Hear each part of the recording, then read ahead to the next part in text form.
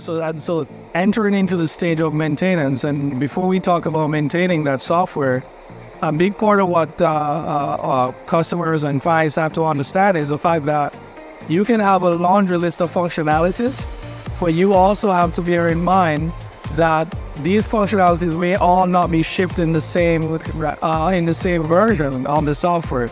And so the encouragement that we give you is to see what's the minimum viable piece, right, that you actually need to start having users using the software, and how does that actually help you to move to the next version. Because there are some features, there are some functions that you might not need right now, right? You might need those later, and it may be beneficial to you to hold onto those until later too, because you really want to see how are users responding to the software.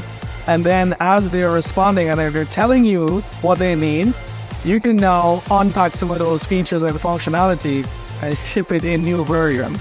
And that's a big part of that software maintenance, because we have to keep those current versions going while you work on shipping new pieces and new versions as you go live. And the pro will let you know. I mean, after so many months, so many years, the system will tell you, listen, you need this, you need to improve this, you need to add more features, and that's part of the process. Yeah. So it never ends. It never ends. And it goes back to a cycle of design, requirements, development, deployment, testing. So it's like I said, it's a life cycle that goes around. But at the end, you gotta make sure that start with that idea. Yeah. Excited that is going to improve the lives of your own company or the lives of its customers. Yeah.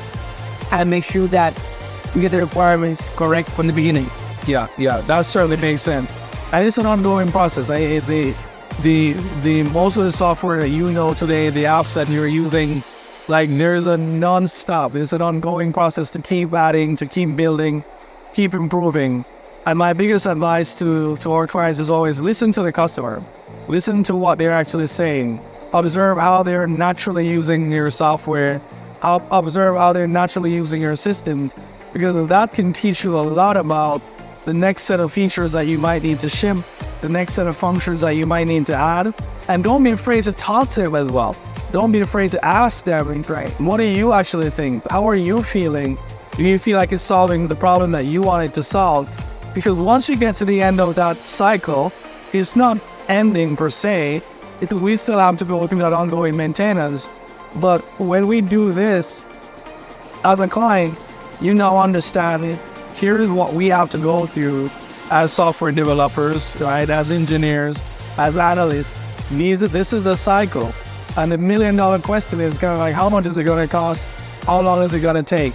I don't know if you have any take on the cost and that time. It depends. It depends on how time. Time is a big factor. You want to do it faster, you need more developers. So I mean, more developers, more cost, right? So at the end, you need to find a balance. Balance based on your budget, and on your needs. And if you need something for quick, for your business that is maybe you're failing, you need it, maybe it's worth the expense. But if you have some time, you can take a little longer, spend less money, and now work a little slower. Yeah. But my advice to potential clients is that ideas are great, but put it on paper. Yeah. Put it on paper and gain the requirements. It will save you a lot of money as well. Yeah. You go to a company like ours. You have a clear idea of what you need, and then you can get an accurate budget. Yeah, cost. Yeah, absolutely. And I think that's a valid point, which is start documenting the ideas, start putting it down.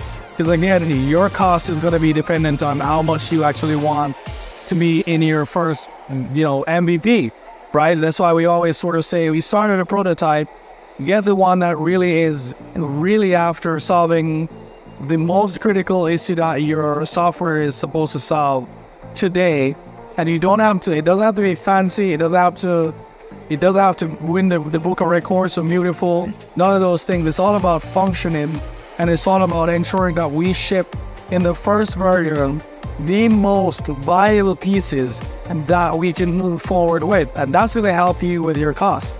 Timing, like you said, is all about, it's like building the Great Wall of China, right? The more construction workers you put on it, faster it can be done. But if we can spread that out based on how many pieces we're shipping right? How many features, how many functionalities, and phase it out. You get a better shot at managing those kinds of costs. Because the biggest thing for you is how do you make your money? How do you get your return on your investment? And that return on investment is going to come by being very strategic, not having to throw it all in at the same time, but having a plan to, if we phase it out and if we start accumulating users, that's going to help us. We can always add the other features later and so forth and so on. Any last thoughts on just the entire cycle in your mind? I think that, like I said, I mean, the main idea, the purpose of this is to make sure that our clients, people that want to get their own development, is to have a clear idea of what they want to do, how they want to do it, and what issues they're going to solve by having the software.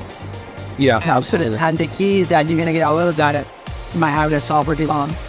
Yeah, absolutely. You can have the board, you can have graphs, and it's live, and it's dynamic. Yeah, absolutely. Well, we hope this was helpful. If you actually need help with your software development, if you need help with a software project, if you need a technical project manager, you need an analyst to help you with developing this to find a model that actually works. You need entrepreneurs to help you to figure out how do you get this return on your software. Reach out to us, get in touch with us. There are contacts below this video that can actually help you to start that conversation so we can help you to start this process. Thank you so much. Thank you.